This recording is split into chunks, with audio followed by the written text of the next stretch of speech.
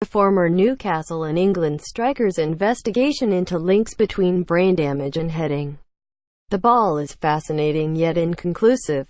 Plus, more Blue Planet 2 and the Queen's favorite animals. In comes the cross from the right. Who's there for it? Alan Shearer. Who else? Unchallenged. He braces himself, heads the ball cleanly down to his left. The net bulges. Goal. So now he's presumably going to peel away towards the corner flag, with a Cheshire Cat grin and his right arm raised, palm open, while adoring black and white clad Geordies chant, "Shearer, Shearer." No, actually, there are no fans, or teammates, or even a goalkeeper, because it's not 15 years ago at St. James Park, but 2017 at Stirling University. Shearer's having some tests done, cognitive as well as physiological, to measure the impact of his headers. It's part of Alan Shearer. Dementia, Football and Me. BBC One. Sunday. His fascinating investigation into whether there's a link between brain damage and heading a ball. The subject has special significance for Shearer, 46 of whose record 260 Premier League goals he scored with his Bonds. For every one of those there were, however, many hundreds more on the training ground.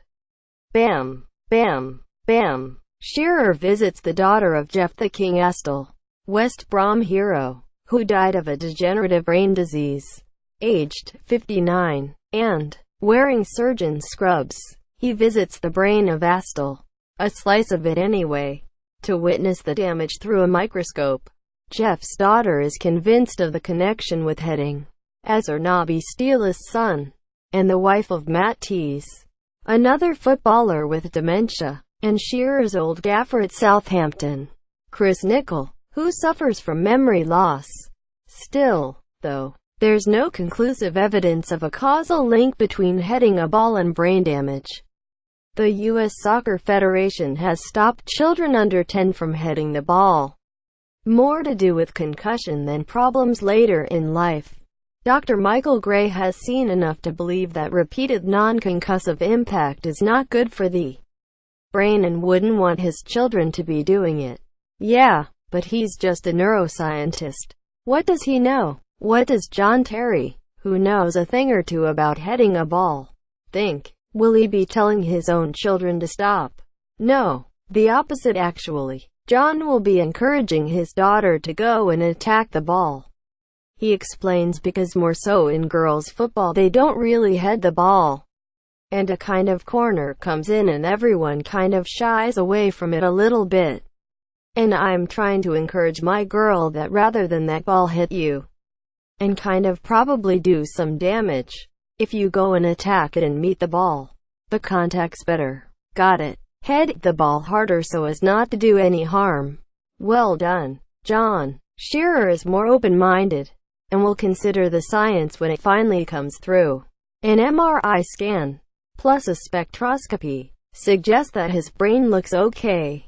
For now, the Stirling tests show he is affected by the headers. There is a disruption in brain chemistry after heading, but not whether doing this over time has long-term consequences.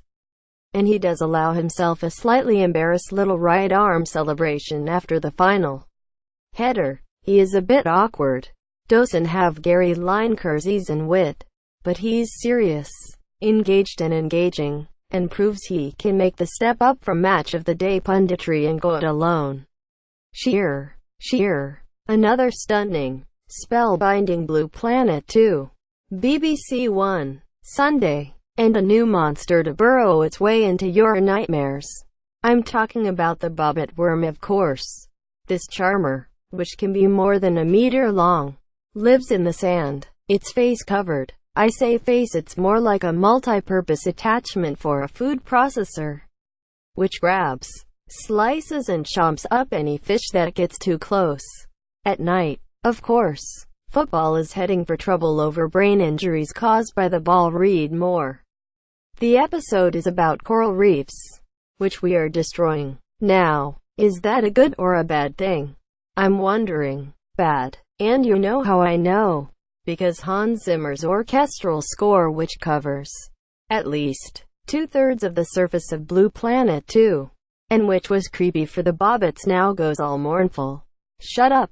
The overbearing music is the one thing wrong with BPII.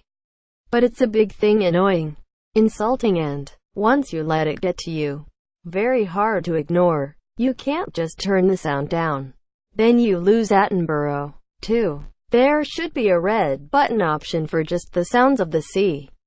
Is the bobbit worm one of the Queen's favorite animals?